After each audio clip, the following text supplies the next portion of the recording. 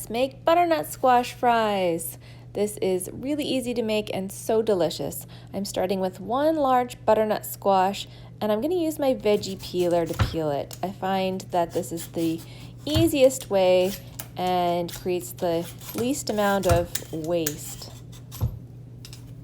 It takes a little bit of elbow grease, but doesn't take too long.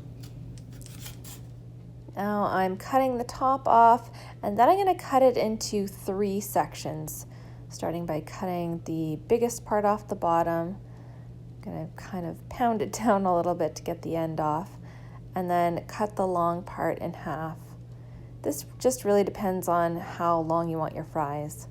I'm turning each piece flat side up, and then I'm going to run my knife through and then turn them flat onto their sides and cut them into fry shapes. And you can really do, again, any size you want here. Totally up to you. Here they are, and we're ready to go.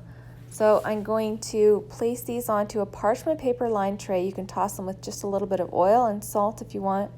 Here are the pieces from the bottom part of the squash, and I'm putting them into a 425-degree oven. I'm going to bake these for 30 minutes. You'll see that they're soft. The bottom side is nice and brown, but we're not finished yet. So keep them just like this and then pop them under the broiler so that the top side can brown up now. You have to watch them here. You only want to do them about 5 minutes. Now I'm moving on to the smoked chili mayo, and this is only 5 ingredients, super easy to make. So I have used this Primal Kitchen avocado oil mayo. There's also this Chosen Foods vegan mayo if you want a vegan option. So that's the base for the dip. Then the smoky flavor comes from some smoked paprika.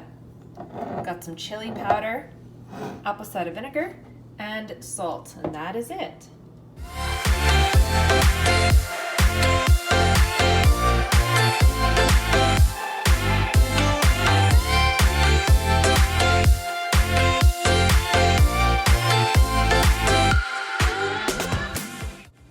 Let's go in for it.